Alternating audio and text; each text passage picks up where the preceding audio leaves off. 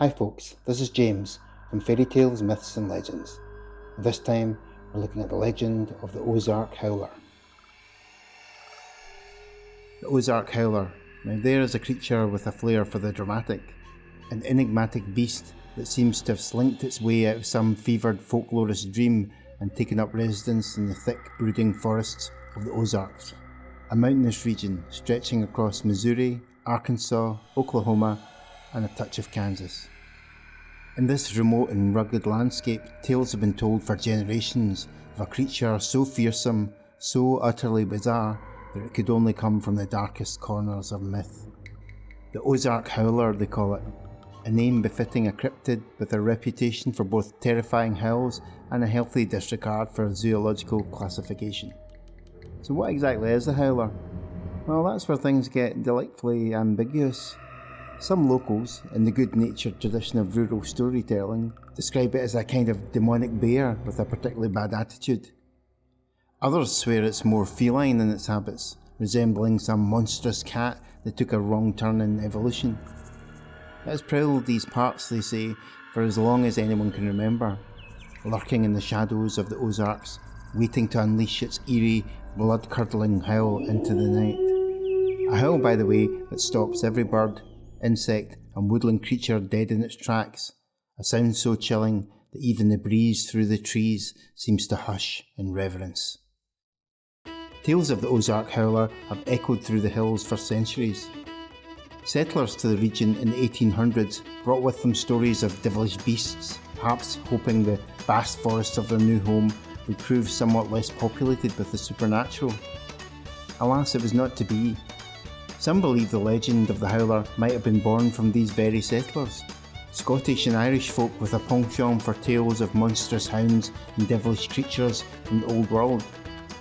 Said that in the Howler, one might hear echoes of the Coo-Shee, a ghostly dog from Scottish legend, or perhaps even the terrifying Black Shuck of English fame. Descriptions of the Howler, much like the creature itself, are slippery and inconsistent. Some describe it as a hulking four-legged monstrosity, a mismatched chimera of various beasts, part bear, part wolf, part enormous, angry cat. Others claim it has a shaggy dark coat of a black bear, but with horns jutting from its head like those of a stag or ram. Most agree on its formidable size and fearsome strength, painting a picture of a creature that could, if sufficiently provoked, maul and devour an unwary traveller without breaking a sweat. Then there are its eyes, glowing red they say, like twin embers burning in the shadows. Of course, like all good cryptids, the Howler's features shift depending on who's telling the tale. Some have reported sightings of a creature more cat-like in nature, resembling a panther or a cougar, albeit significantly larger than any known species. Others have sworn they've seen something more akin to a lynx, with its distinctive tufts on its ears and the predatory gleam in its eye. A particularly vivid account from 2015 described it as resembling a German shepherd with horns. Yes, you heard that right, horns apparently are non-negotiable when it comes to the Ozark Howler. Cryptid expert George Eberhardt estimated the Howler to be around 4 to 5 feet in length, with a tail adding an extra foot or so. Not quite the size of Bigfoot perhaps, but certainly enough to keep campers and hunters on their toes. Skeptics, however, have offered more mundane explanations for these sightings, suggesting the Howler might be nothing more than a wayward big cat, perhaps a cougar that escaped captivity and learned to adapt to life in the wild.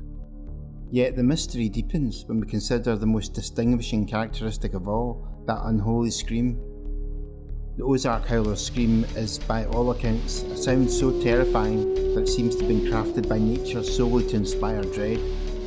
Early trappers in the region, those fearless pioneers who ventured into thick forests in search of furs and fortune, reported hearing a ghastly wail that left them wondering if some poor soul had met a gruesome fate.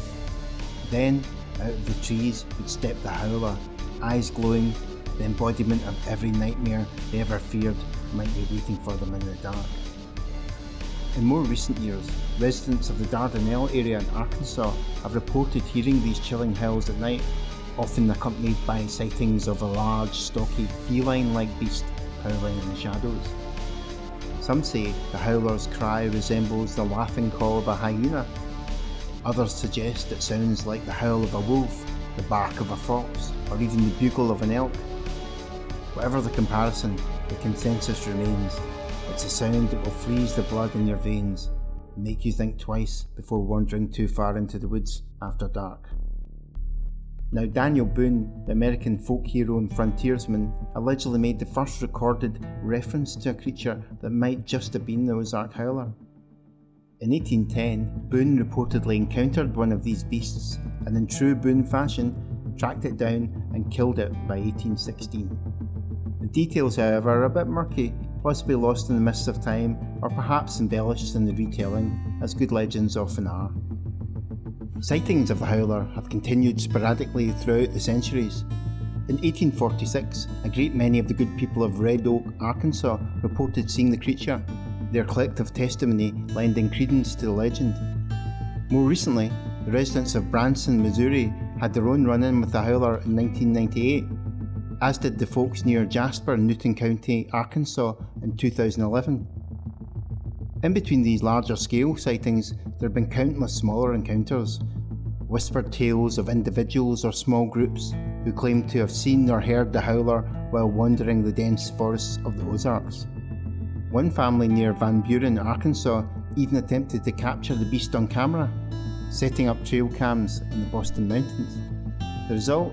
Well, the camera showed what appeared to be a cougar, but experts were quick to express skepticism, pointing out that there is no confirmed breeding population of cougars in Arkansas. Still, they conceded there could be a few escaped big cats roaming the wild. And in 2015, one John Mayers released a series of photographs that he claimed depicted the howler, a cougar-like beast with, you guessed it, horns. Skeptics naturally suggested the images were doctored, but Mayers stood firm, swearing on his honour that the pictures were genuine. The Arkansas Game and Fish Commission, wisely staying out of the fray, declined to comment on the photos. The howler's tale has even made it to television. In 2012, the Sci-Fi Channel's Haunted Highway aired an episode dedicated to investigating the creature's existence. The team captured thermal images and paw prints, but alas, the thermal images turned out to be of a possum or raccoon, leaving the howler's existence still very much in the realm of legend. Skeptics, of course, have offered a variety of explanations. Some believe the howler is simply a hoax, an elaborate prank perpetrated by an inventive university student in the 1990s. Others think the legend may have arisen from sightings of more mundane animals, perhaps a black bear or even a particularly large bobcat. Outdoor adventurist Forrest Galante, meanwhile, has proposed that the howler might actually be the North American red wolf, a species long thought to have vanished from the region but known for its eerie, howling cries. So is the Ozark Howler real? Well, that depends on how you define real. Is there tangible scientific proof of its existence? Not really.